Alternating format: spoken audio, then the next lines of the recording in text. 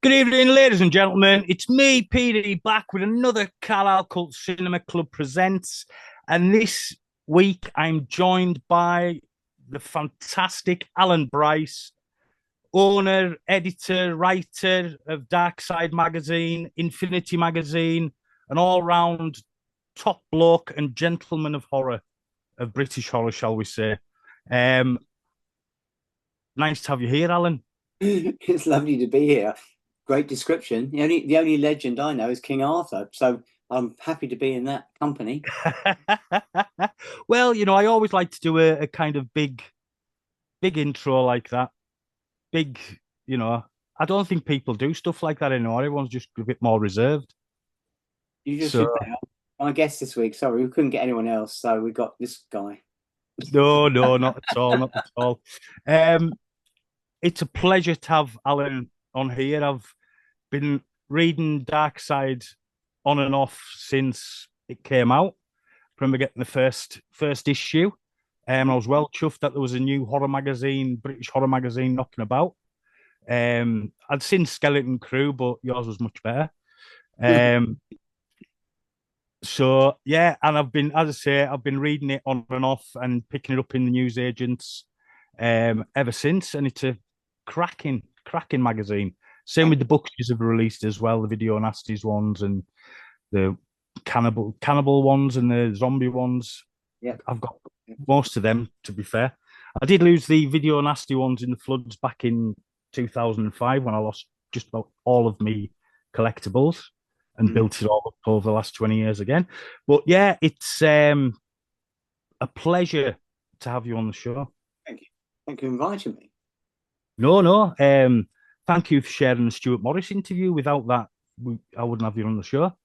Well, Stuart's a good friend, and Stuart and Jen, lovely couple, and they do amazing things. I'm pleased to be in their little circle of friends, and we You do. compare as well for them, don't you? Now and again. I compare, yeah, I do. I do some yeah. So I'll be doing some. I mean, when we're recording this now, it's it's not quite June yet, but I'll be doing two in June. I'll be doing the Paul Chuckle on the 17th, and I'll be doing the Minder reunion later on, and I'll be doing another Sweeney one, I think, later on in the year as Oh, well. nice. So they're all. I mean, look, they always amaze me because they. I mean, I don't know how well how much they don't get rich on these things, but they really do them because they're fans, and that's the key thing. And they put on an amazing show, lovely couple, and people do stuff for them because they know they're a lovely couple, and Yeah. they've got a load of friends who they can get along to these things. I mean, they were telling me they're doing an event later on in the year with the brilliant Reese Shearsmith and who's guys, so the League of Gentlemen guys. Anyway, so Yeah. they're doing an event later on in the year with that, and basically these guys do it because they know that they'll have a good night and there'll be the real fans will be there, and we go to those events and same people do tend to turn up, but and so you become friendly with a lot of them, and but it's nice because these events are so intimate and they're so friendly, and I think we try and ape that sort of thing with the Dark Fest because it's not a I remember we had Ian Ogilvy at one of our Dark Fest events, and the day before my designer Kev and me were at a film fair in London trying to flog some of our books, and Ian Ogilvy was right behind us, and we went up and chatted to him, and he was doing okay, but I don't think he was having a lot of fun. And the following day, he was with us at Dark Fest, and Yeah. he had a great time because he said it's like a different vibe. People just don't. People can walk up, chat. Don't need to. You can walk up and chat to celebrities at our events, and you don't need to buy a. There's no minder saying, get a get a picture taken or move on. That people just can chat to their friends, and to my mind was always something that I always wanted to do with Dark Side and Infinity are the magazine because I just felt wanted it to be kind of friendly, that people could just feel, because everyone's on the same level really in the long run. I feel myself very lucky. I've done all I've done in the horror world, but when I was a kid, a teenager, I used to go to the Gothic Film Society in London, and presidents were like Christopher Lee, Bob Monkhouse, Terence Fisher, and you see those guys there sometimes. And as a schoolboy, I would never have dreamed of even going up to them and saying, you know, oh, I love your stuff, or I love you, because it was just like they were over there, we're in a little clique, and we were over here. So I'm glad to kind of erase some of those borderlines by what we do Yeah. on Dynamos. Yeah. Oh, that's good then. As we were talking about, I do hope to get to a Dark Fest at some point. Yeah, we'd love to see you.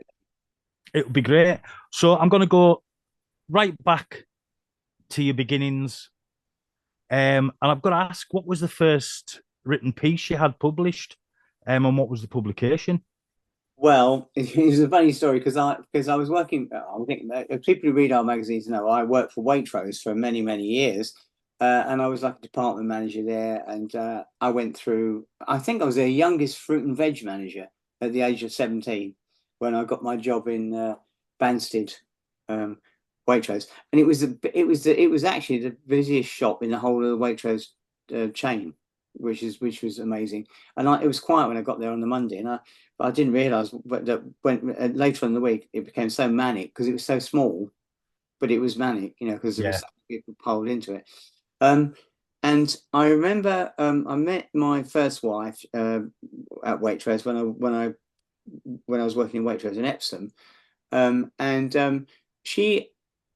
her dad was a film actor. Funny enough, his name's Gordon Humphreys. You can look him up. He's on IMDb, Humphreys, and he starred in some musicals and things like that. And I'd never heard of him, and which was a shock because I figured that I knew everybody in the film world. And then when I think it was very distrustful of me because I've just been on a 6-month sabbatical, living, moving around the country and going to Brussels and things like that. And I'd come back to work and met his daughter, and he thought I was a bit of a, chancer, if you like. And she said, "Oh well, Alan's not really, he's not, he's a writer really." And he said, "Yeah, and I'm Charlie Chan's #1 son, probably." And so one day, my wife, my girlfriend, she said to me, "Why don't you just write something?" She's got this little petite typewriter out, and I said, "Okay, I'm going to write about my interest in collecting 8mm horror films, which I was a big fan of." And so I sent it off to House of Hammer, Halls of Hammer, whatever it was called in those days, and forgot about it. And then one day, a copy of the magazine popped through the letterbox with my article in it, and they said to me, "We'll pay you £75 for this." And that was a lot of money in those days. You couldn't buy a house for it, but it was good. A lot of money. I was going, and I remember I had a bit between my teeth then. So what I then said was, right, what else can I write for? So I went into Smith's, which was next to Waitrose, and I bought all the video magazines and things. There was one done by a guy called Elkan Allan, who was, if you look him up, he did a documentary called Love in Our Time and things like that. He was quite a well-known journalist, but he did a video tabloid type mag, and there wasn't any it wasn't me trying to get paid for money, but there was a competition to win a video copy of Dawn of the Dead if you can give the best review of Dawn of the Dead. So I said, "Oh, I'll have that. I'll go for that." And bear in mind, videos of those films is an Intervision release, and videos of those films in those days probably cost 50 quid or something like that. Yeah. It was ridiculous. So I sent my review in, and I won a copy of Dawn of the Dead. And so that was that. And then I bought a magazine called Video World, and it's a funny story about that, actually. So I thought, this looks like a good mag. Maybe they'll buy, because I did try and get in touch with Des Skin again, who's a mate of mine now, at House of Hammer, but he said, "We're closing." I can't, he said, we're which so therefore he would have had collecting 8mm part 2, but he didn't do it because the magazine was closing.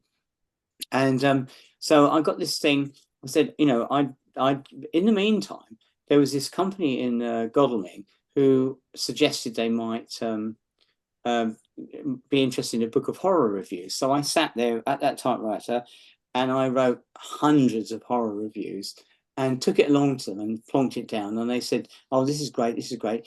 But the reason that didn't get published was because Des Skin, they asked to be the editor, and he wasn't interested. So Des, Right. he set me off on one point. So they all said, "You can come and collect them because we're not going to publish them." So I came and collected them. But then when I contacted Video World, they said, come in and have a conversation with us because we want to see what you can do."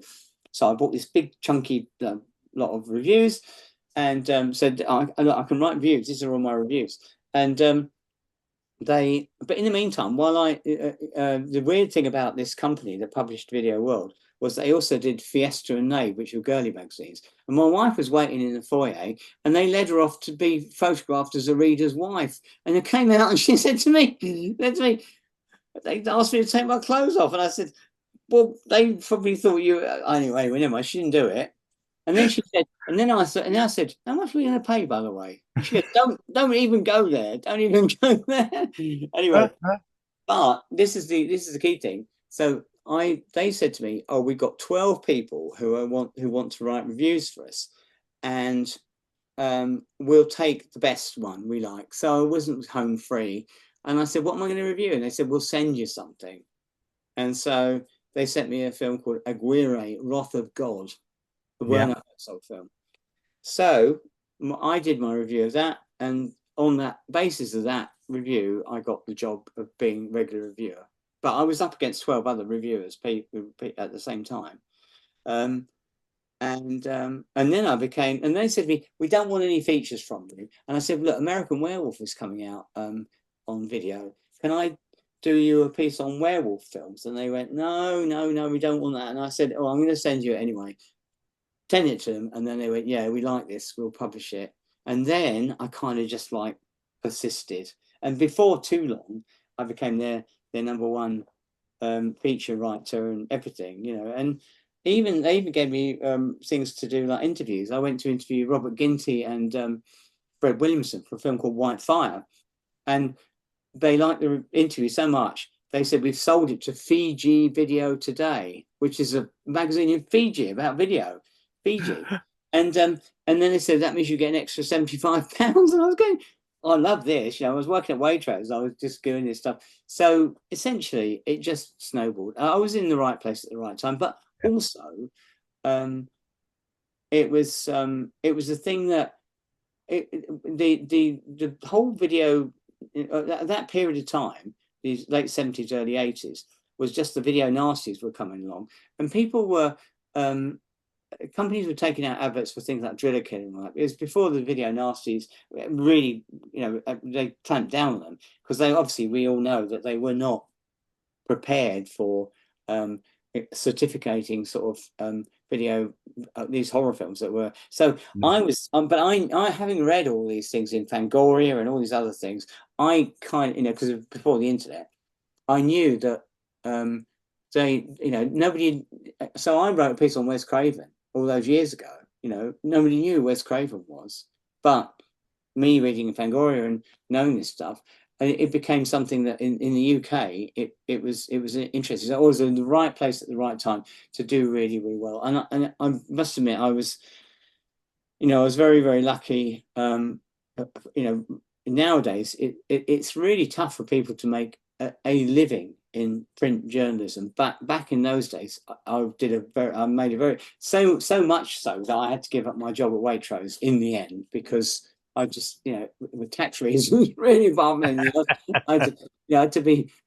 My father-in-law worked in the tax office, strangely enough. He said to me, "You better sort this out." And I went, "Okay, I will." So because I was earning more, I got to a point when I was earning more from, and I couldn't believe the money they paid me. I remember once when I became the editor of Penthouse later on, but in those days it was published by the same people who bought Video World, and they asked me if I'd like to interview Sylvia Christel, and yeah, thank you, I'll do that. Private lessons. I'll force myself to do that. And just remember this, and remember, it's a long time ago. I went to interview her, did the interview, And I think we're like, it's £500 all right. And yeah, I started to get into this ridiculous thing of, how much really? And I was sort of saying, no, really, but it was so much money for me in my world back in those days. But then on the other hand, the magazine Penthouse at the time was selling 500,000 copies or something. So of course they had the money to do it. Yeah. So it was, yeah, I mean, I think that was certainly as a turning point was my video world thing was a big deal for me, because I then became so much of a regular of theirs that, and they knew, and they used to ask me if someone wrote in and asked them about films, I would probably have the answer. So they did this column called "The Bryce is Right," which was in Video World, which ran for a long time. And it's just, the sad thing about it, right, is it was the Barry Norman was probably the most famous film critic back in those days. And so they had me in to take a picture of me for this column. And because I wasn't exactly in my first flush of youth, but I did look younger. I've always tended to look a bit younger than my years. And so they had to try and make me look like Barry Norman in the photographs, to have like a side parting and things like that. This thing with grey hair, but it was fun anyway. Yeah. Absolutely fantastic. Video World, I've been collecting them recently for the Driller Killer ads, Oh yeah, Cannibal Holocaust ads, and I've got quite a few up, and I'll tell you, some of them are not going cheap. Yeah. At all. You're looking at between 20 and 50 quid for a magazine. Mad, isn't it? I've got hundreds of mouse, so maybe I should capitalize on that. Yeah. Do you know something? Get them fired on eBay, or if there's any you've got doubles of and you fancy giving me all the Video Nasty ones, I'll be happy, because I'm redoing my cinema room at the moment. Right. It's going Video Nasty heavy. Nice. I've just completed the 72 on VHS. You've done the lot, yeah? Well, here's a funny story for you, okay? So, Steve Shields, my good mate, is still my good pal. He was the most ridiculous person to be an editor of a magazine. I hope he's watching this. I'll make sure he is. One of my Facebook friends. So the first issue of Video World, there was this guy who made the editor, and he lasted one issue because he was rubbish, basically. And he had this idea of taking screen grabs or something, and with all squiggling around the outside of him for the pictures. Anyway, we should probably pass over that, because he went out the window very quickly. Steve Shields, who was like probably looked about 12, he was a punk, and but he was such a character, and I had such fun times with him because he was the editor, and I thought, you're younger than me, mate, and you're an editor of a magazine. And he basically blagged his way in there anyway, but he probably did. And what made me laugh about, we had such fun times with him. And I remember going, he used to go out with the Cramps, and have a night on the town with him, and come back and try and do a day's work the next day. He wasn't very good. But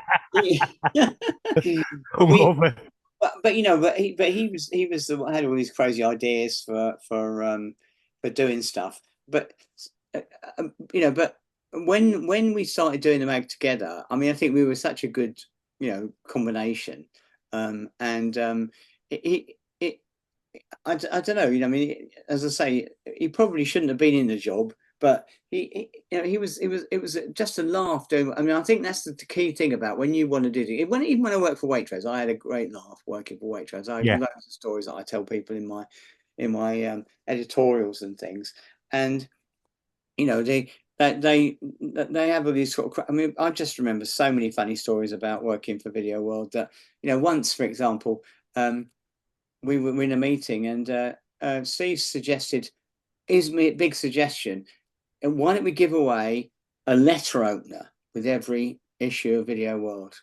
And I went, "I just don't see it, mate. I'm sorry." And Richard Desmond, the publisher, who was a fearsome guy, but we actually liked him because he was. I mean, he was a fun guy. If you got in the right mood, he was fine. Remember, we said, I said to him, "I just don't get it." And Richard Desmond said, "That's a great idea." And you know why? Because Video World just have a sealed adult section. So the idea is put a letter opener on the front. They can unseal it.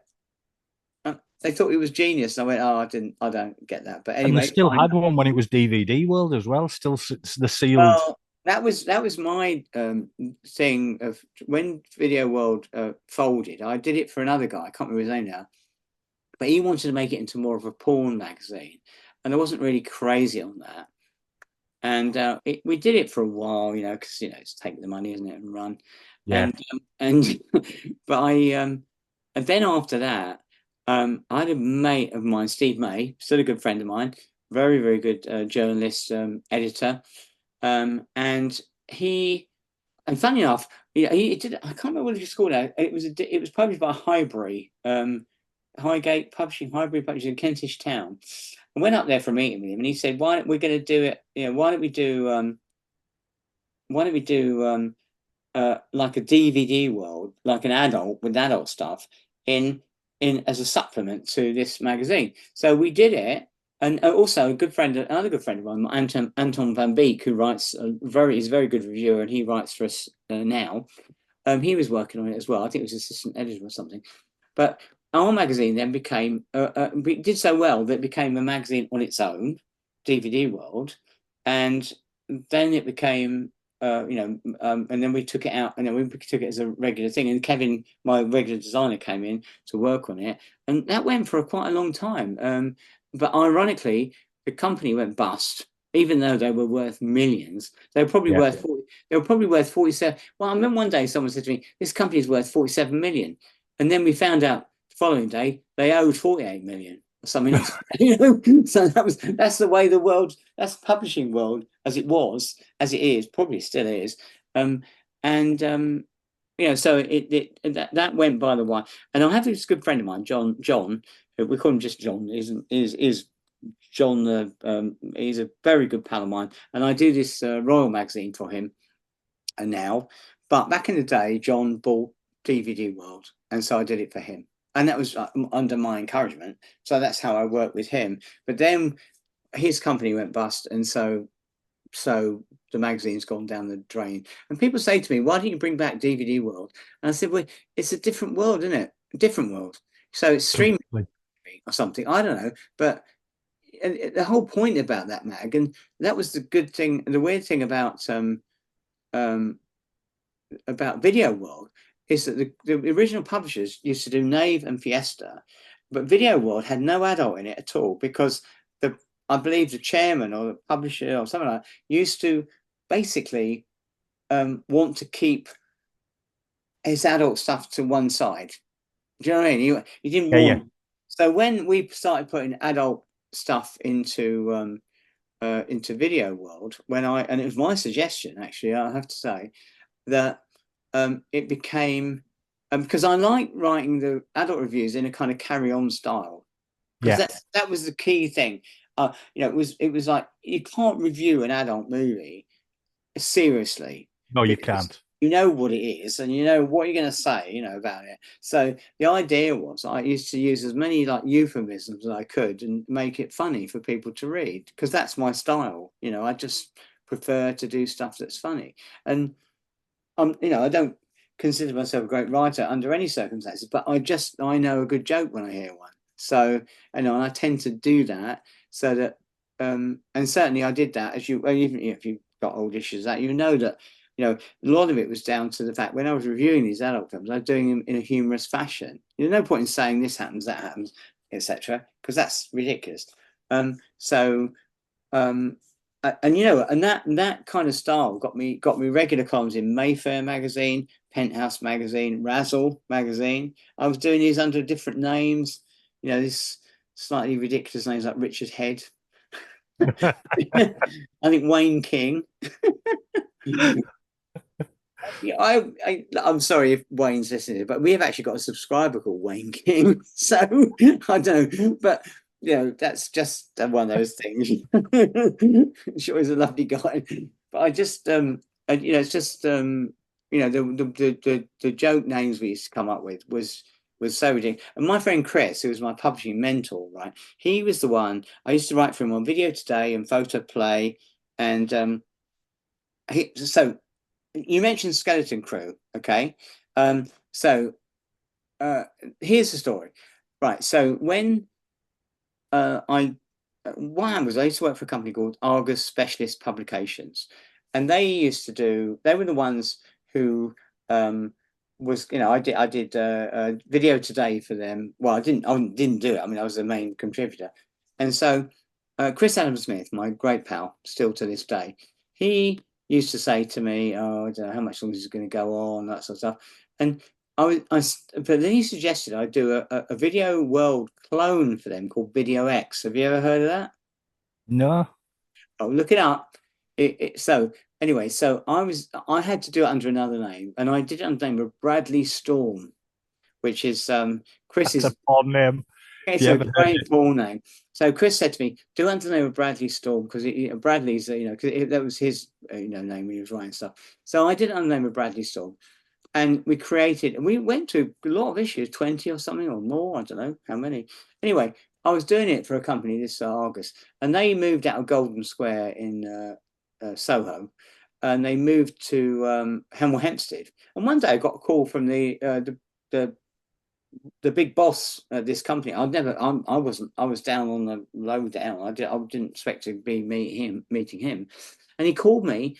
Can you come in and talk about Video X? And I went, okay. So I came in, had a chat with him, but while I was waiting in his office, he had a copy of this Skeleton Crew magazine, and I looked through it and I thought, blimey, what's this? A horror magazine? When he came in, I said, is this one of yours then? And he said, yeah. He said, it's a new horror magazine. And I said, why didn't you ask me to do that? He said, do you know anything about horror films then? And I said, yeah, probably a little bit. And he said, well, we're here to talk about Video X anyway, don't you know? So our conversation about that was basically a financial one because he wanted to try Yeah. and lower the budget. That's fine. Anyway, it didn't matter. But the after that, Chris had been not fired, but let go, I suppose, or whatever, by Argus. He called me in and said, why don't we have you seen Skeleton Crew, that magazine that they've done at Argus? I said, yeah. It's not I said, I don't think it's very interesting. I mean, look, I'm not having a go at, Dave Hughes is a very good writer, and he was a very good, but he was really I think he shot himself in the foot because he was having a go at Smith's in the first editorial. You don't do that, really, I'm afraid. And so I said, why don't, and he said, why don't we do a horror magazine? Would you do it for us? And I had a meeting with the guy, the money men, and I said, yeah, I'd be happy to do that. And I said, what are we going to call it? And I think we were going to call it Scream, funny enough, weirdly enough. And then because they kept, I don't know what. Well, anyway, I thought we were going to call it Scream, and then they said, no, we want to call it The Dark Side. And I said, but there was a series called Tales from the Dark Side, and I said, I don't want to be. People think that that's us. But anyway, I lost out on that one. And there's a very, very, very good designer called Jeff Gurney who came up with he drew the logo. And I came in, I said, yeah, I like that. It's really good. And so I had no choice. Not my decision to call it The Dark Side. But anyway, so we started it out and we had a massive, great party launch at the London Dungeon. And I had all my mates there. Well, I say my mates, Caroline Munro was there. Clive Barker I used to get on very well with. So Clive came. Norman J. Warren, of course, Alan Jones, he said to me, Alan Jones goes, oh, why are you doing this? Because that's Alan Jones. He's always just like, oh no, why are you doing this? Even though about a year later he became the editor of Shivers. I was And I just said to about him, to say. yeah, and I said to him, why are you doing this? I voted him up. He's like that though. Anyway, but I love Alan. He doesn't suffer fools lightly, but he's a once you get to know him, he's a great character. But I think my with the Dark Side, we had this big launch at the London Dungeon. It cost them so much money, and then a year down the line, right, when Robert Maxwell died, under somewhat suspicious circumstances, they closed the magazines, and so Dark Side was going to be closed. And I said to him, I remember going for a meeting with the money people, and I said, this magazine's lost 100,000 in a year. And I said, how can that be? And they said, because they got this big office in Clerkenwell, and they got the cleaners, the coffee machine. They build everything against it. And I said, well, and so that's when Ken, Ken Mills, late Ken Mills, he used to do the repro on it, because in those days magazines were done in a different way. They're done so easily nowadays. It's all digital. But in those days, it's hard to realize, because that was the first magazine I'd edited. So they gave me a little book of fonts. What font do you want each print in? I've Gothic, that sounds good, or 8 point, 9 point, whatever. And then, so then all the work went into them as typed out on, after I'd edited it and made notes. They went in, and then Ken's people had an army of typists typing it up. And then you say, do you want 3 columns or 4 columns? And it come back, and then my designer would slice it up with his and paste it on the page. I mean, it's crazy. And then you go back down there again, and you get 4 sheets of whatever, transparent film, and then you're only allowed to have so many pages of Yanni, what are you doing? I'm on a podcast. Oh, sorry. Sorry. She's spinning them. Hello, Yanni. I'm going to be immortalised on podcast now. Sorry. Anyway, yeah. Okay. Put the water on. No, I'm fine. You can turn it off now. We're going out tonight, so she's getting ready. Anyway, yeah. So going back to what I was saying, I think, so we get all these 4 sheets, and I was only allowed to have so many pages of colour, because colour was expensive. So black and white. They were going, if you want colour on page 16, you need to have it again on page 24 or something like that. Do you know what I mean? It was like that, and it was all new to me. And I was just saying we couldn't have colour on every page, because then it would look great. But I had to be very careful when I was planning out where articles fitted in. But it was a real good learning experience for me, and it was just fascinating to be involved in that at a point where magazines were really big. I remember going to my local Smiths in Epsom and seeing like a massive great pile of Dark Sides when it first came out, the first issue. But I also realised, I started thinking, I've got to be a bit more careful with my editing, because probably there were a few mistakes in it. But then I learned as I went along, hopefully. But on the other hand, if you're in a big publishing company, you can have people, you can employ proofreaders and stuff like that. But we've never been like that. So it is pretty much me. And then so the way it happens now is I will get stuff in from writers, and I will edit it to the best of my ability, and then they will, I'll send them a copy and say, have a look through this and see if you can spot anything you've done wrong. And that's kind of the way it works. And some writers are better at it than others, but we do our best. But we're doing 2 megs a month, so we don't have time to muck about. I've got to admit, I never had the balls to be a writer up until recently, and I've had my first piece published in We Belong Dead. Oh wow! See, Eric is a good friend of mine, Eric Manor. Yeah, Eric's great. One of the good guys, and what Eric does, which is absolutely wonderful, is he gives people a chance to get their work in print. Now, I've had so much in print now that it doesn't mean a great deal to me to see something new. But although it might do, if I'm in a certain, if I was to get into a certain publication, it might, who knows. But I think the real thrill of seeing that first start House of Hammer piece in print was amazing. I'm thinking, look, this is by me,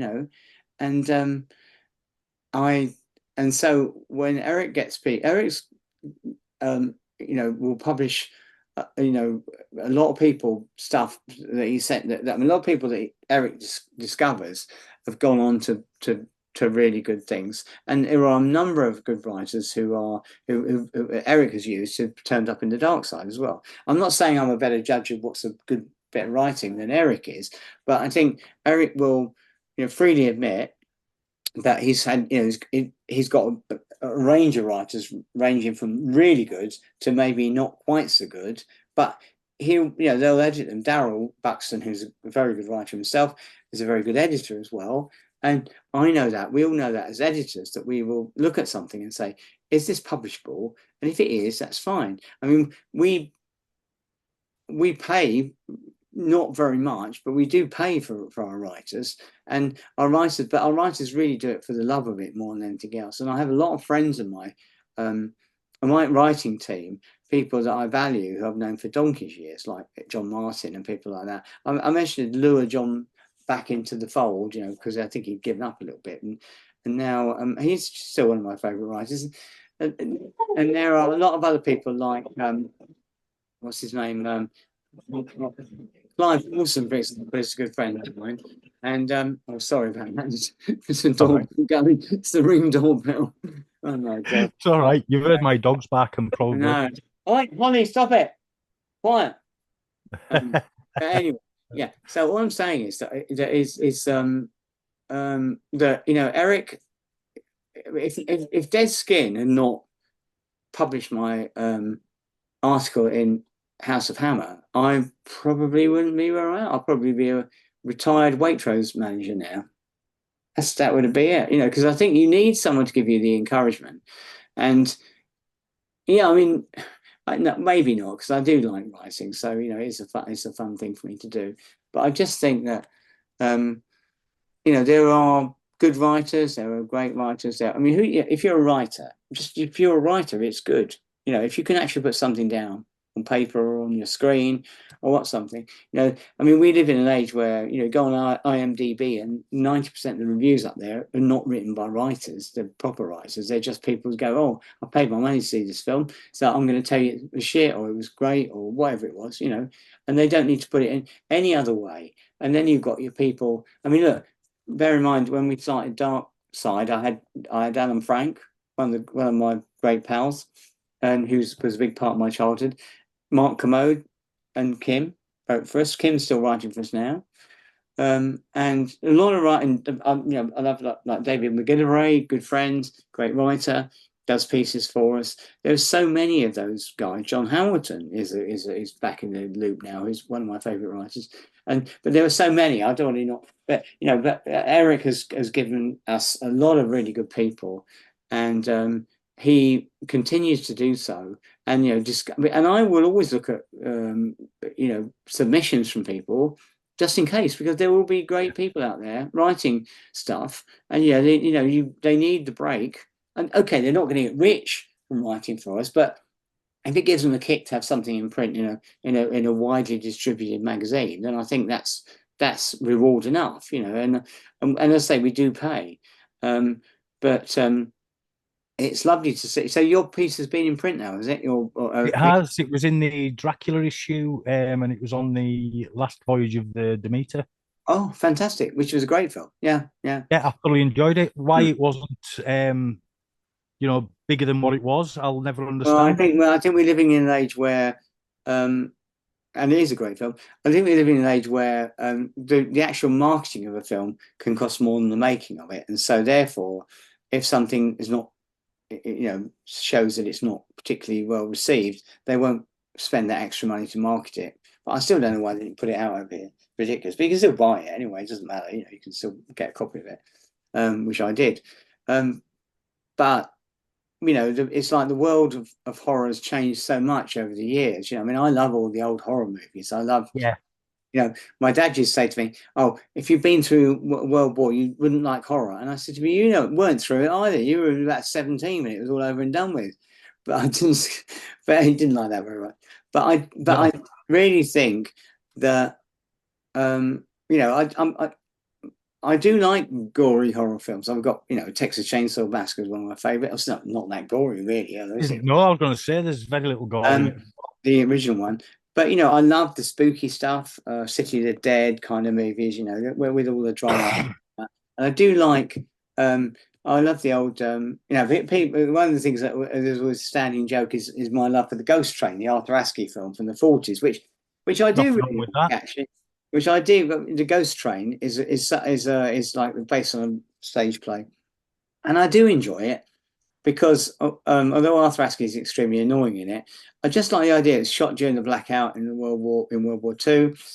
And it's got that lovely time and place thing that I like, which is that, you know, some of my favorite films are films that take place. I think it's Shakespeare who used to mention is about unity of time and place. But, you know, Night of the Living Dead, you know, takes place over one night and things like that, like Ghost Train, Yeah. Old Dark House. You know, some of those films, I just like those films because they are, you know, they're not shot in real time, really. They're not played out in real time, but they're kind of cozy films. And so for those, you know, those kind of horror films I do like. And, you know, yes, there are some great horror films still being made. So, I mean, I think the trouble is, as you get older, what I don't want to do is do what, you know, what a lot of older people do, and that is say, oh, there's no good music made after 1965 or something like that. Do you know what I mean? You have to, I think, because you are, a lot of horror films are your favorites because of the age at which you see them. Yeah, so, you know, that's it. if you see something on telly when you're 12 or 13, a lot of our readers, their favorites are traced back to the BBC Two horror double bills of time gone by when they first saw those films, and they thought these are great. Yeah. They really impressed them.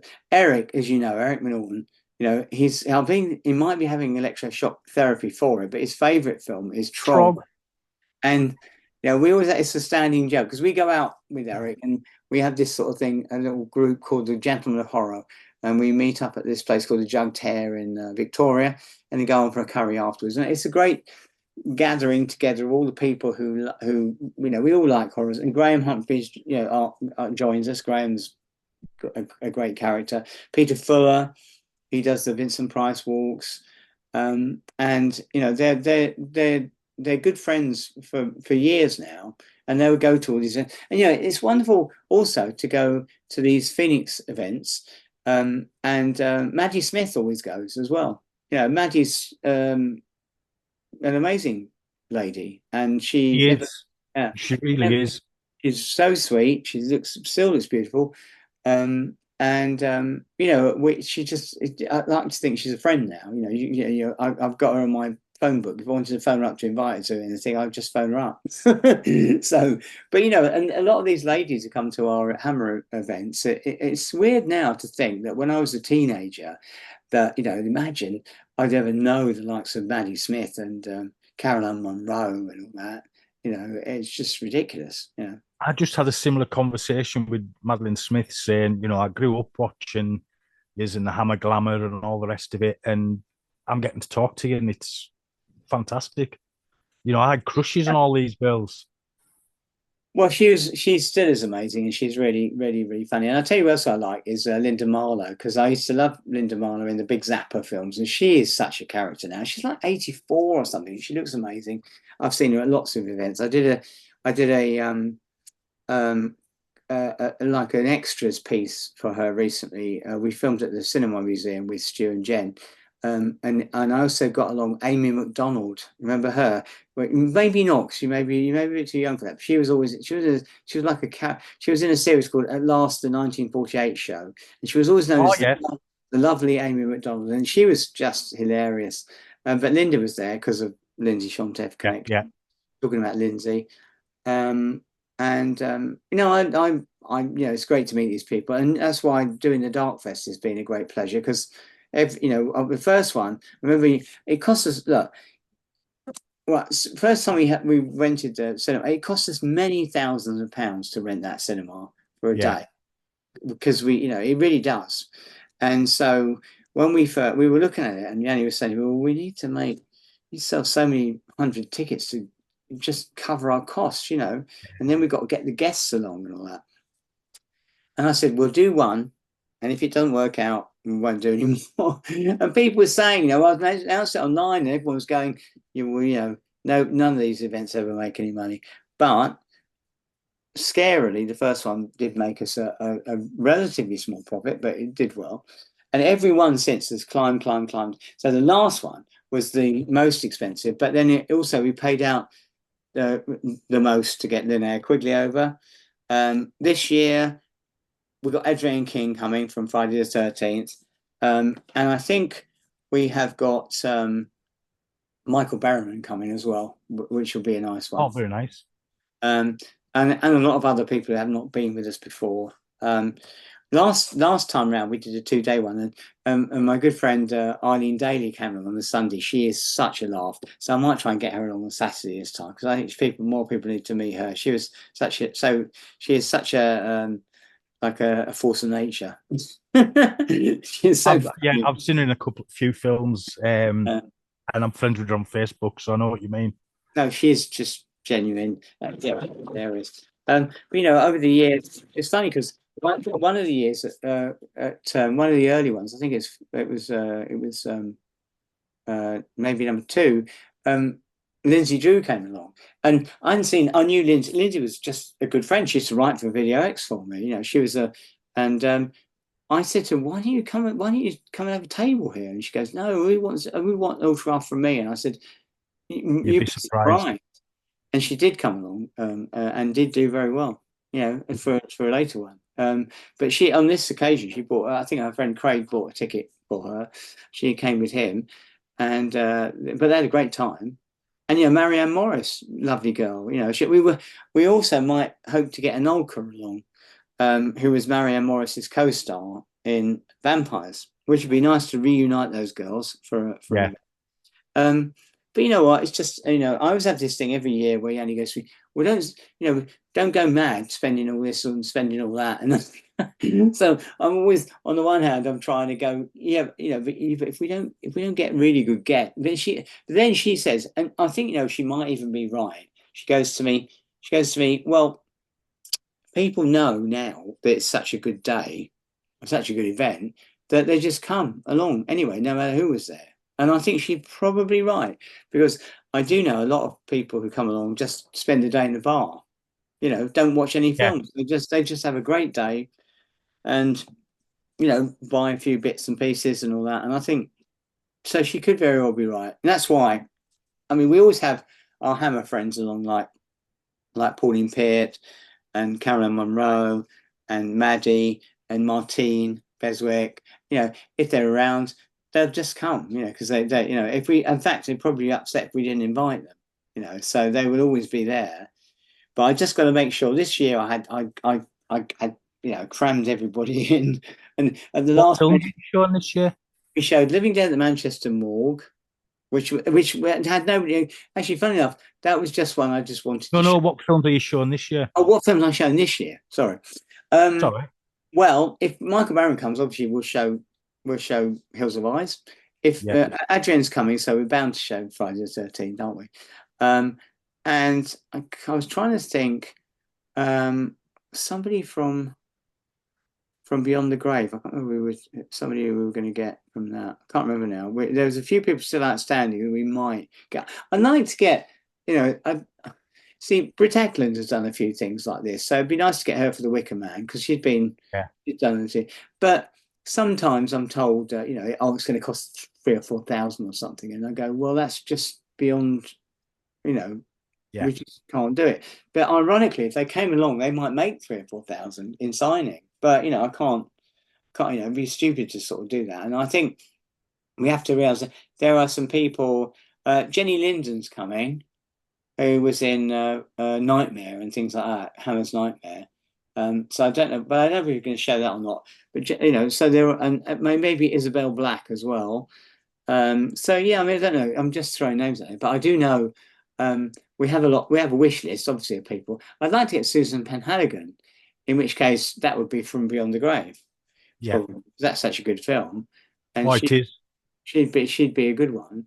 I mean, we're not showing new films. We've got, people. We are offered loads of new films to show, but I said not really that. It's not really that event, because I like the idea of people go in, like you watch your favourite film. You can watch a little bit of it, come out, have a drink, chat to your mates, go back in and watch a bit more of it. It's just, it's like,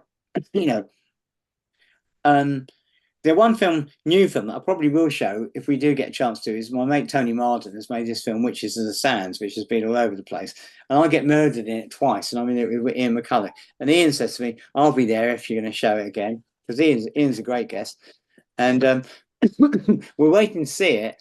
But will it ever be finished? I don't know. But everybody in the world is in it. All my horror mates are in it. It's just going to be hilarious.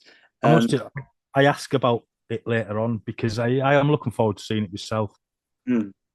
That's going to be. I think it's going to be absolutely. I mean, whatever it turns out, Tony has done trailers for it for the last 2 years. Whether it's going to be finished, I don't know. But I think it will be something that people. It will be a once in a lifetime experience when it is eventually shown. Yeah, it's going to be hilarious. I mean, Lindsay's in it.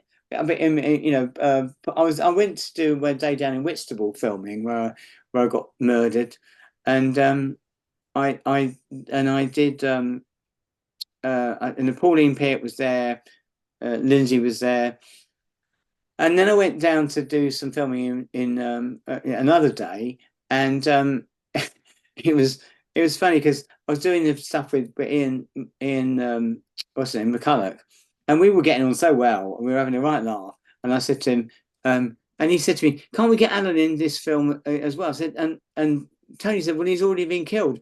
And I said, "Well, why don't I? He's a bookshop manager. Why don't I come in and I say, have you got any copies of The Dark Side?" And Ian says, "We don't sell that shit here." And so, and then shoots me or something. And I said, "You're not going to put this in the film, are you really?" But it was so funny because we were laughing at it. So I don't know how it's going to turn out. But I mean, it's something I've seen enough of it to know that it's going to be quite on its own in a field of one. And you know what, Tony is a talented filmmaker actually, and Mr. so Dangle. I really wish him the best on this one. But I said to him, if we can premiere it at a future Dark Fest, it'll be brilliant. So it won't be finished for this year, I don't think. I mean, I don't know when it's going to be finished. I mean, it's gonna. I don't think it's going to be actually so much released as more like Escape on Parole something. But we'll see. Oh, brilliant. I've got to ask, how did you become the owner of Dark Side? Because obviously, Michael's went. Well, in the original instance, when they announced they were going to close the magazine, my partner Ken contacted me, and he said, "Why don't we buy it?" And I said, "Okay." And I asked the Maxwell people, "How much do you want for it?" And they said £10,000. And I went back to Ken and I spent a lot of money in it. And my friend, my publisher pal Richard Desmond, who notorious in I went to him, said, "Do you want to buy it? And I'll do it for you." And then he went, "No, 10,000 is too much." And I went, "Okay." So I thought about it for a while, and then Ken said to me, "Well, if we put 5,000 in each, we'll just buy it, shall we?" And they owed me more than that, so I just said, just pay me less than what you owe me. And so we bought. I said, but on the understanding we get all the back issues, and there were hundreds of back issues, and we sold every one of those back issues, and we probably made more back than we paid for the magazine over the next year or so. Yeah. So they never thought about selling back issues, but we did. And so that was it. So after Ken died, though, the magazine folded, and his wife Michelle wanted. So Yanni said to me, "Why don't we restart it?" And she said, "I'll find out what she wants." So I found out his widow wanted $2,000 for it. So Yanni stumped up the 2,000, and she paid the first print bill.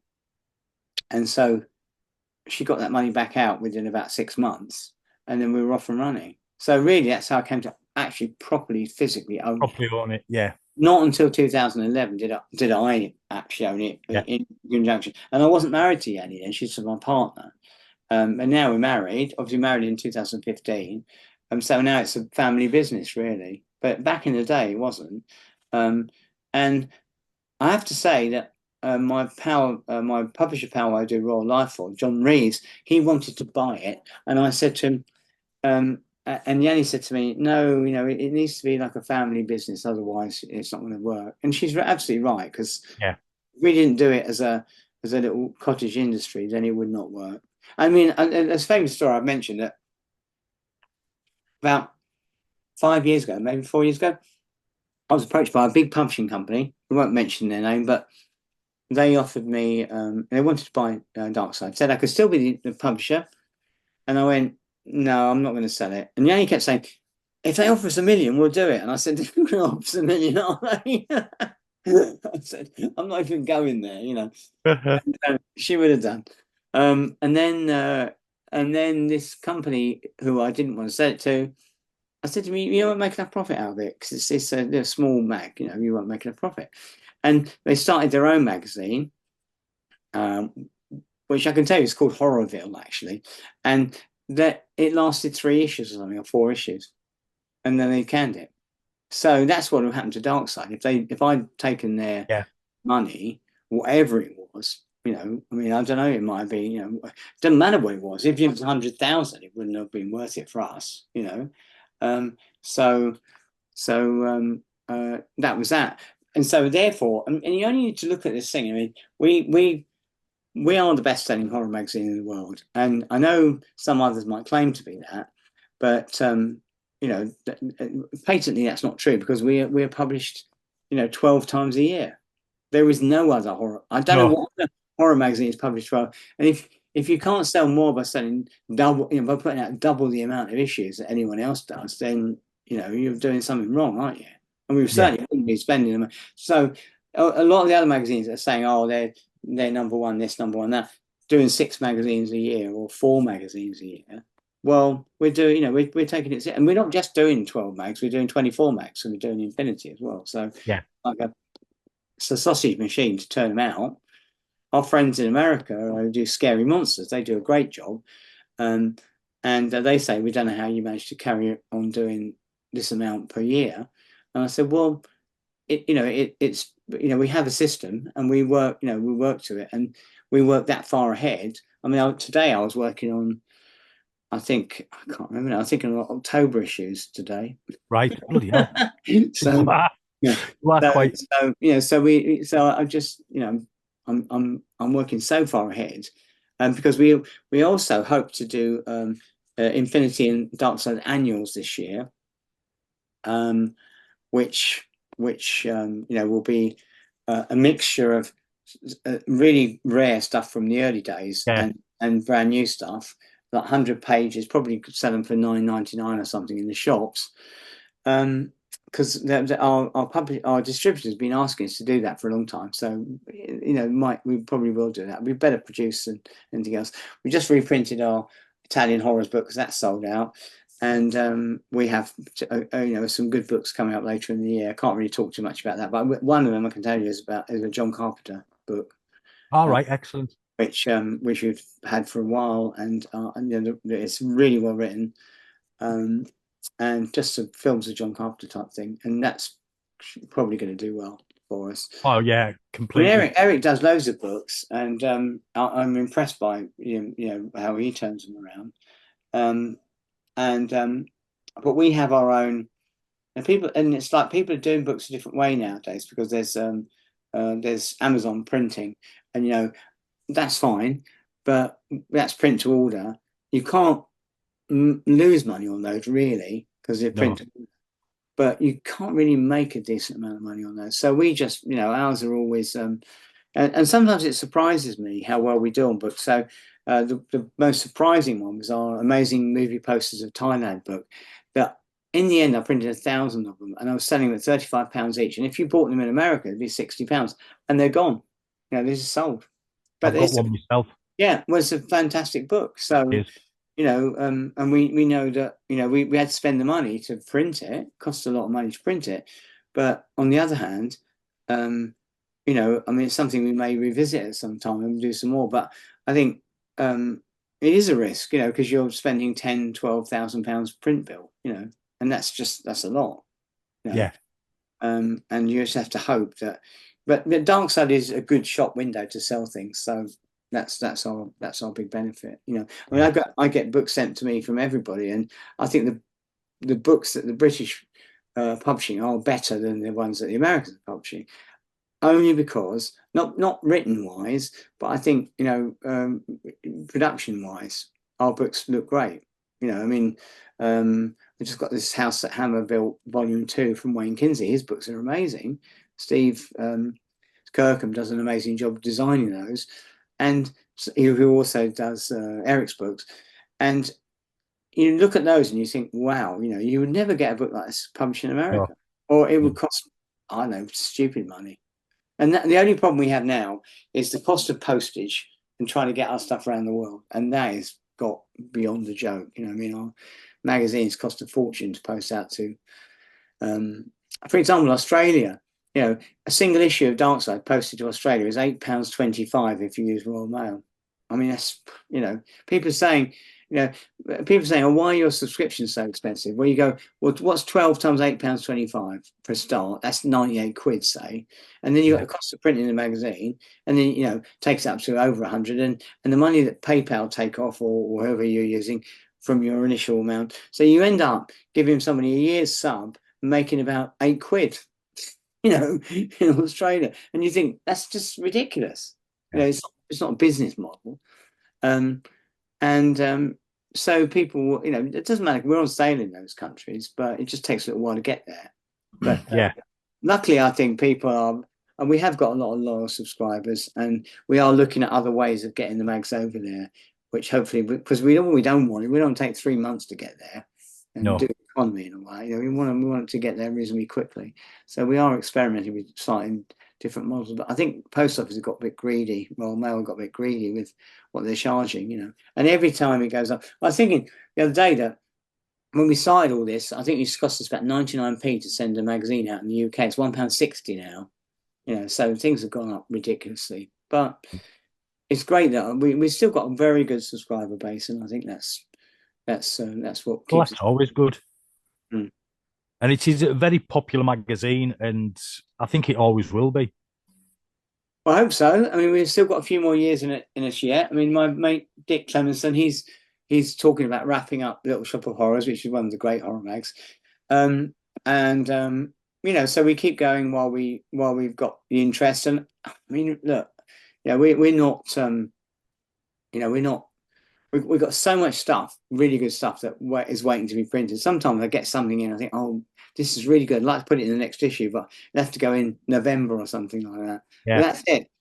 David McGillivray has done a great piece for us on Extro, and I'm going to publish it, and then I think the producer said, "Can you push it back because the release has been cancelled?" And David said, "No, just put it in whenever you can." So we try and I want to get stuff in. If it's good and it's really, really good, I'd like to get it in. I mean, the extra thing is the interview with the director, and he's very outspoken. It's a great interview. It's really funny, and David is. I look forward to it. Writer. So there's so many good things I've got coming up, and I love it getting the magazine as well, and also this whole thing about getting a print magazine. Because in 20 years time, 30 years time, people will find it at car boot sales, and it will be discovered all over again. So I like that. Brilliant. 2017, you started Infinitymagazine. What made you kind of want to branch out with the more action, sci-fi, and TV stuff? Well, when I was doing mag with Ken, my partner Ken, we did an Infinitymagazine back then, and it was the first issue apparently sold through the roof. So Ken was, well, we've done really well. We're gonna make a fortune out of this. And then second issue, he said, oh, they got the first issue sales wrong or something like that. I was like, anyway, whatever. So he then said, oh, I don't know. I don't think, so it was one of those things, because he was the one who wanted to do it in the first place. And I said, yeah, can we do Sci-Fi Mag? And we also did this thing called Scapegoat with David McGillivray, which was a one-off as well. And again, we couldn't get that into Smith's, couldn't really get it out there, because, you can't just shove copies onto shelves. The news agents will do an order for your title. So if you said, I'm doing a new mag and it's going to have £100,000 worth of TV advertising, you'd be in everywhere. But he's doing a new mag. No, we're not going to do that. So we did 3 issues, I think, or 4. I can't remember. We might have done 5 issues of Infinity. I'm not sure. But anyway, we did them. And then Ken decided it was not worth the trouble. So when I brought it back, we did a new Infinity Mark II, and I initially thought let's do a sci-fi mag. And then I had like a bit of a brainstorm and thought, you know what if we do like a mag that's half Starburst and half TV Zone, if you like, because those are two. So in other words, so it's got the sci-fi element and it's got the cult TV element, and so that gives a bit more. And also anything goes. So we could do something on. I've just done a feature I was working through on Action Man, for example, recently for one of the upcoming issues, and these kind of things are really interesting because they pertain to our childhood. And you could talk about the 80s, the 70s, the 60s, whatever, children's programs, comics that we loved, and all the stuff that we liked and enjoyed. And when I started out, I didn't know how long I could survive by writing a lot of stuff myself and doing it that way. But then it's like that, if you build it, he will come type scenario. Yeah. And that is, you put it out there and people go, oh, I like this. So one of my guys, Andy Pearson, he does models and I like his stuff. It's very funny. I don't make models myself, but he's very self-deprecating about his abilities. And it always makes me chuckle reading his stuff, which is always a benefit. And he was writing for some modeling mag that folded. And I contacted him and said, why don't you do something for us then? I liked his stuff. And so going on from that, I have people who are my comics people, people who are, and Roger Crow, a very prolific writer, friend of mine. And I could chuck anything his way and he'd give me, 2,000 words on it in an instant, I'm sure. There's lots of other people like that who are good writers who get on board. And I'm particularly pleased, I think, also with there's a guy called Greg Coulon in America, who I think he works for NASA or something like that. But he's a massive fan of the old Harryhausen films and the Willis O'Brien animated dinosaur things. Yeah. And so when he gives me something, it's always epic, And same with Mike Hankin, who wrote the Harryhausen Master of the Magics books. And Mike's a great guy. So, but Greg Coulon will say to me, you know what? I think, why don't we do a piece on? So, for example, upcoming, he said to me, have you ever seen the Colossus, the Forbid Project? I said, yeah, it's a great film, that. And he goes, could I do something on that? I know a lot about that. I've got loads of pictures. And I go, yeah, go on then. But Colossus is a great film if people haven't seen it, And so those little obscure films, I'm not really driven by, if this company that wanted to buy our magazine I remember saying to them, we got Todd Slaughter on the next cover. They would never imagine they would have. Somebody said to me, do you want an interview with the people in the new Scream film? But we need a cover from it. And I said, you can forget that. We don't want the interview. We don't want the cover. Because I said, that's not our scene. I said, go somewhere else with it. We're not doing a puff piece interview about some new upcoming horror film, how great it is. It might be great, but it's not our scene. That's for Empire. Yeah, I know. And so sometimes people present me with problems. One of my other fun writers is a guy called Doug Young, who co-wrote the Todd Slaughter book with Dennis and Kit Zool. And he sent me a piece, a massive piece the other day, it's got a film called Three Weird Sisters, a Welsh horror film. It's really good read. And I said to him, I'd really like to publish it, but what might scupper it is whether I can find any decent pictures to go with it, because that's the key thing. Because Kevin is a genius designer, but he has to have something to work with, so you can't just go and do so sometimes things have been put back on the back burner because I can't find the right pictures to go with them. So that is the key thing, because it's like, and it's also giving it another thing. That's the key thing about Darkside and Infinity, and Kevin and I both know this, we've been doing this long enough, is that any magazine's got to have room to breathe. And it's a magazine, it's not a book. So a lot of my writers, I will paragraph them up a lot more than they would do. It comes in and I end up splitting their paragraphs up a lot more because it's friendlier to read and putting crossheads in them just to break it up a bit, because it's a magazine. And another thing is also, I at least allow a 50-50 picture text split, sometimes more than that.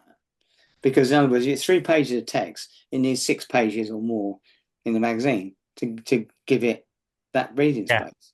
Because magazines are about pictures as much as anything else, and they need that good design to bring them alive. And I think this is what I find with a lot of the I look at other magazines and I go, oh, I wouldn't have done that. That's this way, done that. You know, I'm lucky. Kevin is such a good designer. I've been working with him for 30 years now, on Video World first, and on all kinds of magazines since then. And you know, he does Royal Life with me as well. He's just, you know, he's just a very fast, very good designer, and I think that's where we think, because I'm fast and you know, I don't like to hang around. I'm a bit impatient to get things done. I don't really like to hang around. You know, Yanni says I'm very slapdash, cleaning the house up, that's for sure. So, but I am, you know, I mean, I do tend to just think, oh, that's enough of that. Let's move on. You know? Cleaning the house, you know what I mean? Probably why there's so many typos in Dark Side of Infinity. Anyway, never mind. This is you're cleaning the house. Yeah. As we just kind of mentioned earlier on, you're a big Nasties fan. Any particular favourites? And what are your thoughts on the Nasties debacle? Well, you know, the Nasties have been very good to me, because, you know, I've been involved in, you know, I started doing a lot of my work when the Video Nasties was around, and our Video Nasties books, my Video Nasties books, both sold out, and they both sold very well. I think they sold 6,000 copies of the first one, which is unheard of for a small publishing class. But I think, you know, I had this early on. I was mentioning this guy called Steve Shields, who's my editor. Yeah. And Steve got friendly. He used to chat to people online, and he had this guy who ran a video shop in Ashford in Kent, and he became friendly with him. And they used to phone up and chat. And then one day he phoned me up.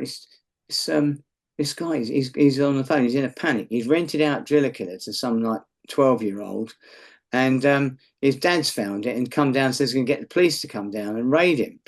So I said, well, what do you want me to do? He goes, well, he wants to get rid of his nasties. Do you want to take them? And I went, yeah. Where is it? Ashford in Kent. And I was in my car within about half an hour, driving down, got this guy's loaded all into his boot, and I drove them back. And that was the only time I had every single nasty, because, you know, Beasts in Heat and things like that were hard to come by. Some of them were really hard to come by.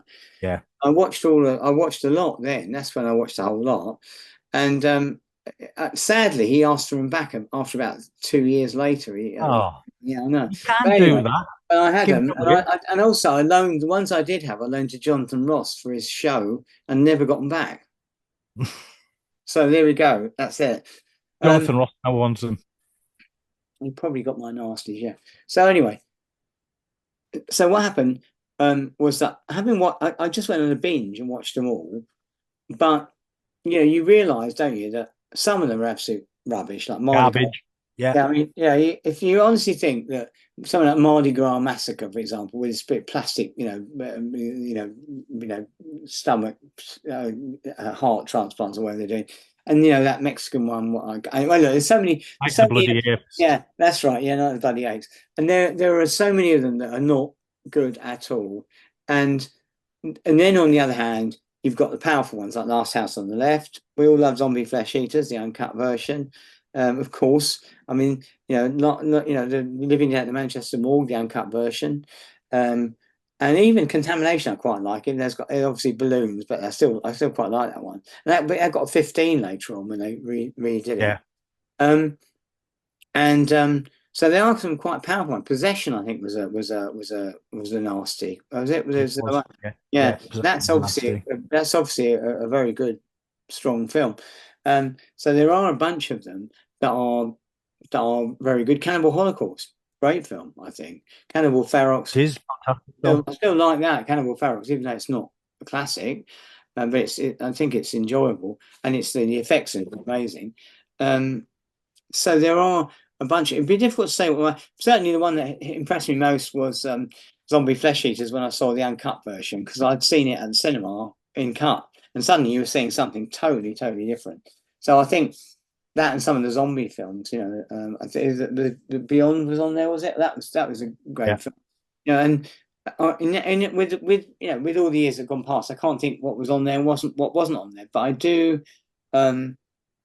remember. I mean, Evil Dead obviously is a crazy one. I was one of the first people to see that because Palace. I was friendly with Palace who were releasing it, and they biked a copy over to me, and we were sitting and watching it and thinking, "Wow, this is fantastic!" But you'd have to really. I mean, and there was that ridiculous snuff film. A friend of mine called Mike Bear. He had a company called Astra Video, and they released snuff, and he got done for it. But it's pathetic. The effects are pathetic at the end. Oh, So it's a terrible film. yeah, and you think, really, and because there's nothing to. It's a crap film with some really poor effects added on the end, and it's almost unwatchable. And I watched the full 72 last October, and I lost about 10 hours of my life. Oh, there's a lot of crap films on it, and I have to say that the way when I mean I've talked about nasties here, there, and everywhere on commentaries and all sorts, Yeah. and done the books and all that. But I just love the idea of the way they sold them. The Driller Killer, for example. I don't think Driller Killer is a very good film, but the way they sold them, and all those SS experiment camps and SS, Love Camp 7 and all that sort of stuff. Obviously, they're in bad taste.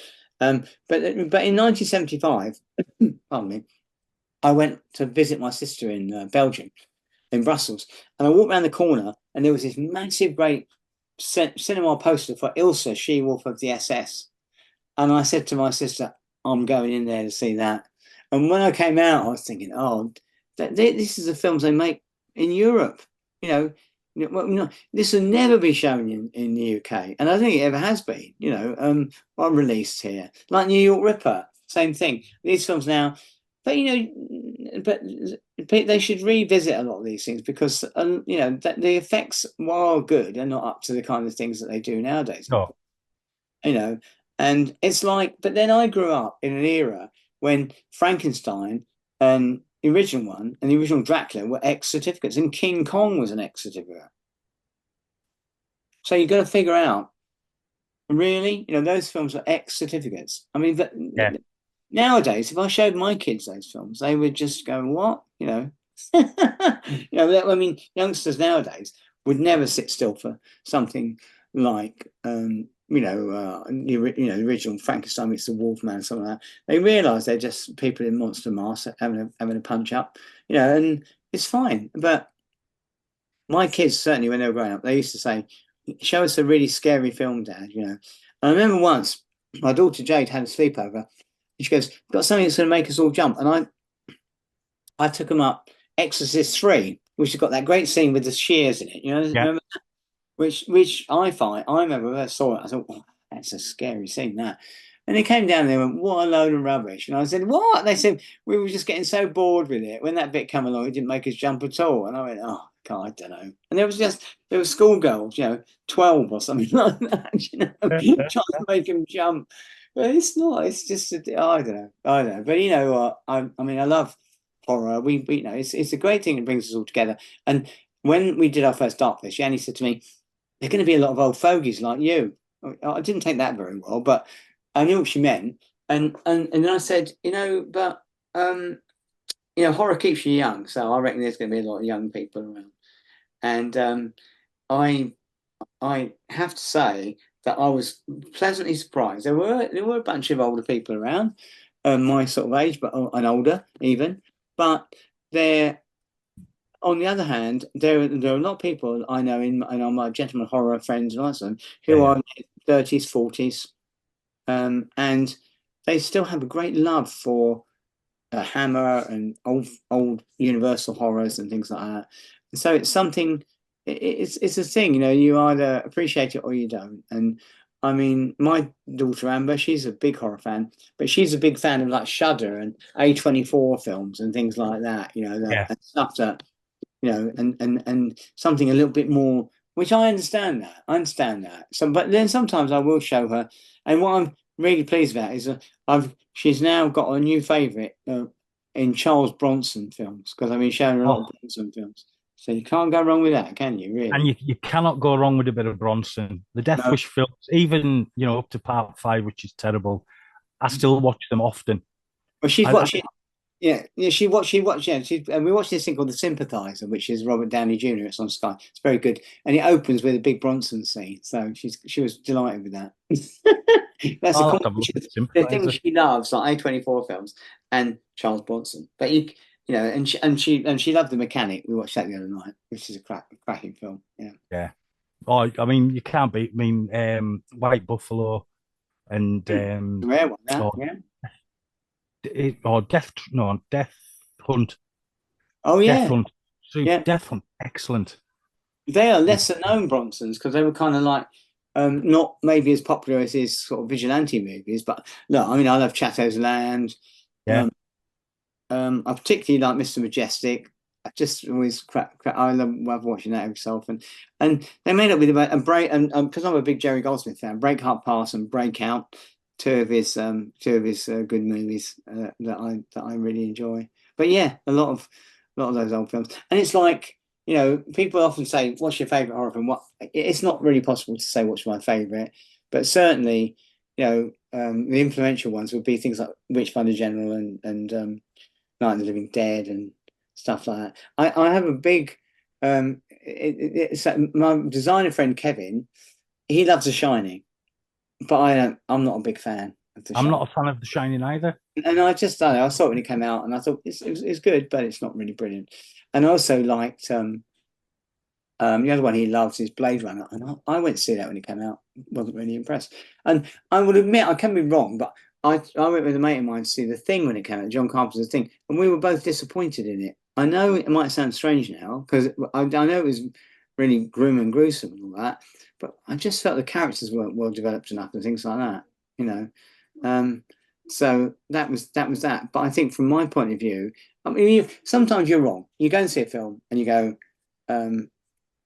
you watch it once and you think, because I had I used to have film nights around my place. I still do occasionally. My neighbours came around, and years ago we watched Fight Club. Yeah.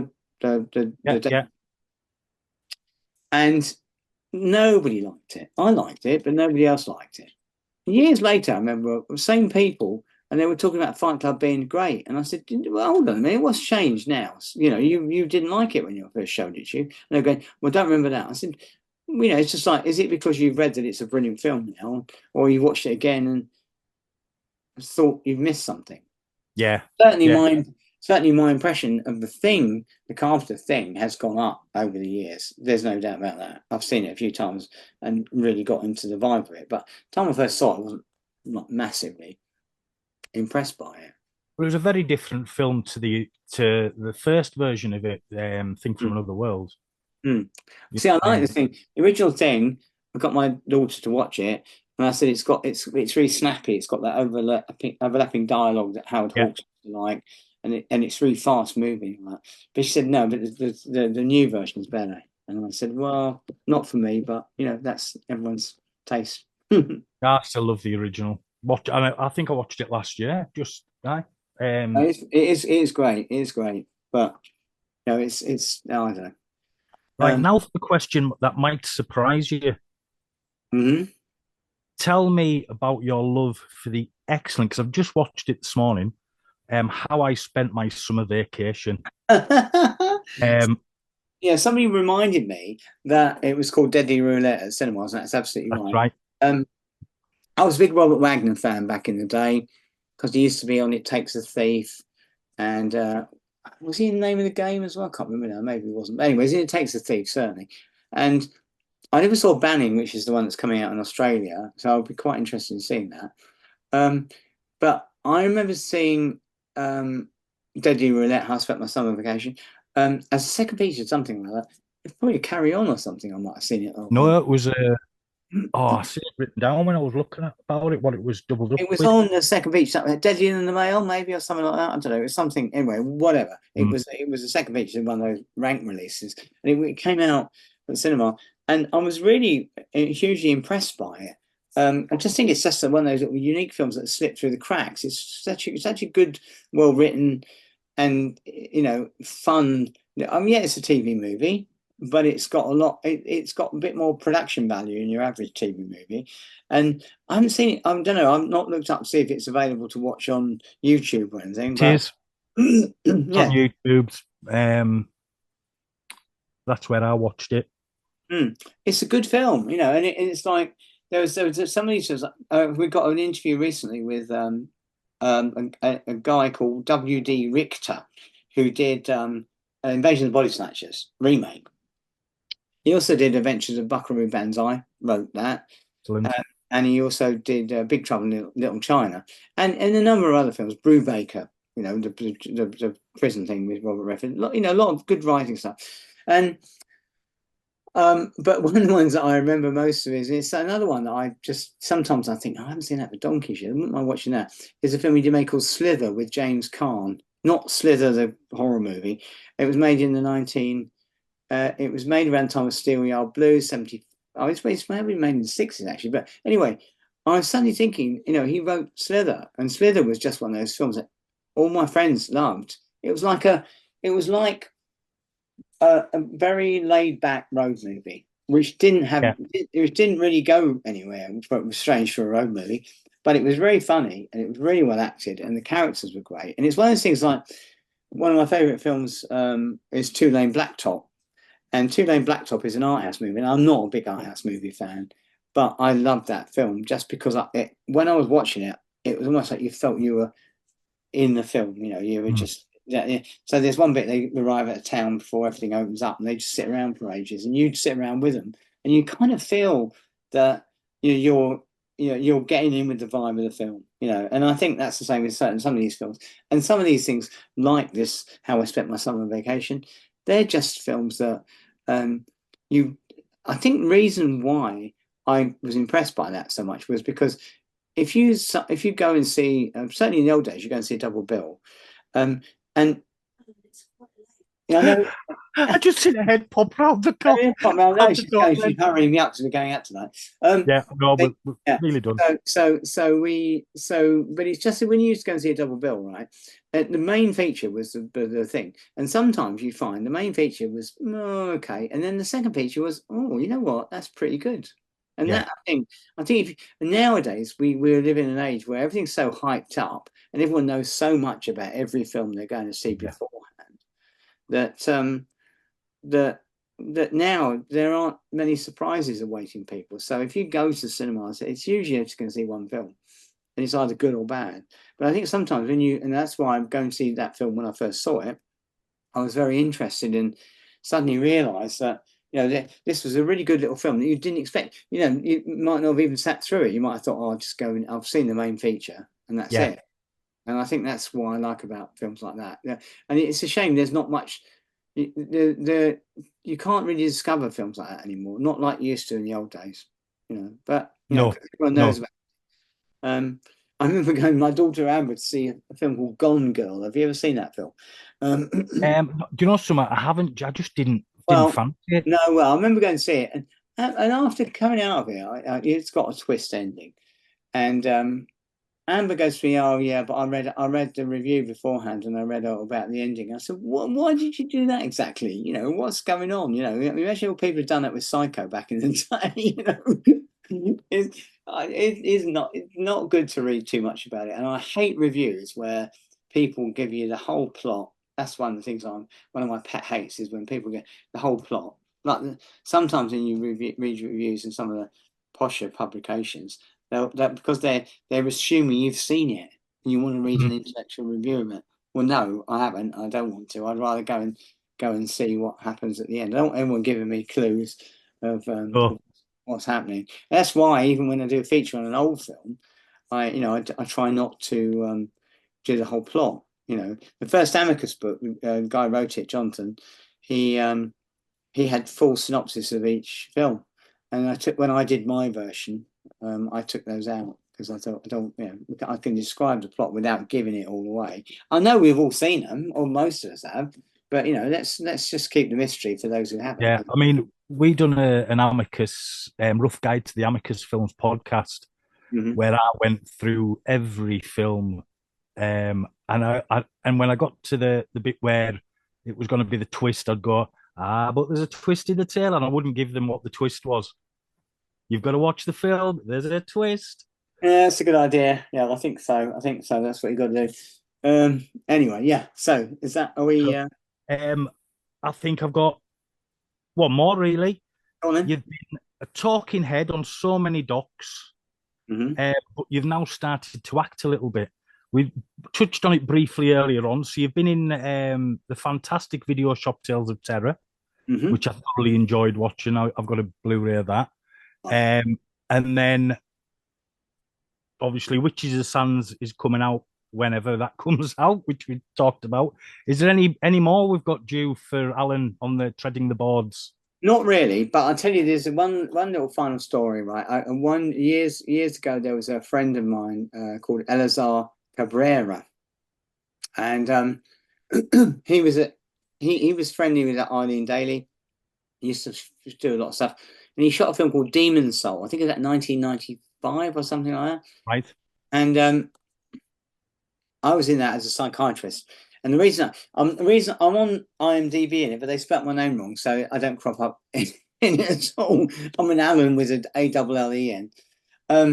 But I remember going to see a screening of it, and I had a few lines, and I always thought, oh, I know I'm not bad. And then he said, "That's my editing." I said, "It's not your bloody editing, chief." I acted. Anyway, but sadly, Elazar died at a very young age, in his 40s, I think, or something. And it's funny because his widow was in touch with me, and they're doing like an event for him in June, celebrating his life and his work. So I should be, and it's all those years down the line, I'll be going on to that. But you know, as far as acting goes, I'm not very good. I don't know what Tony's going to do to make me look good in his film, but it's going to be a fun thing to be part of Witches of Sands. I don't think anyone's going to ask me to act in any movies again, but you know, it's always nice to be. I mean, look, everybody in the world is in blooming Witches of the Sands. Yeah, you know, you said. everyone and his dog, and it's my dog, is is in Witches of the Sands. So I think as far as that goes, that I just can't wait to see it. And I don't know whether I'll be in it or in the extras or cut out on the cutting room floor. But if I am, Tony will probably put me on the extras on the Blu-ray anyway, so that won't matter. But you know, I'm you know, I always appreciate how difficult acting is, because when I saw this Demon Soul, I'm not saying I'm brilliant, but there's some very, very, very, very bad performances in it. There's one scene I watched at the screening, and there was these two guys, like they're in a shop, and one's going, "What do you think's happened to so and so?" And the other one's going, "I don't know. Maybe we better go around and see if they're at home." And they're just standing there, not like normal people talk. They're just trying to remember their lines, and because normally we talk like this. I mean, we're kind of like, we wave our arms around. We're animated, or we're doing stuff. You know, Peter Cushing was known as Props Peter, wasn't he? Because he used to sort of pick up stuff and sort of mess around with it while he was doing, you know, like his pipe or whatever he was doing. Yeah. But look, I mean, I'm not really. I don't think there's any more. They're not going to be offering me any big roles in films anyway. I might get a Video Shop Tales of Terror 2 maybe, but apart from that, or 3. I look forward to seeing. You know what I mean? Because I know the thing is the lovely guy, and you know, and like I say, he's one of the friends that we got two groups: Gentlemen of Horror and the Cads of Horror. The Cads are the unmitigated bounders of horror. But I'm allowed to be in both, so that's good. I'm happy about that. There you go. And sings in that. That's it. Our pal Jeff Elsom, who you should meet sometime. He's a character as well. But yeah, anyway, look, it's been great. Yeah, I'll let you get on. I'll do the outro, and if you just stick around, I'll have a quick crack with you and I'll let you get out. But thank you so much for coming on the show. I hope you've enjoyed it as much as I've enjoyed chatting to you. Great. And maybe sometime you can come back on again to discuss whatever you've got coming out. Maybe the next Dark Side book or something. Thank you for being on. And I've been PD. That's been Alan. And we've been the Carlisle Cult Cinema Club presents Allan Bryce. And good night to all. And thanks very much for inviting me. No problem. Thank you so much.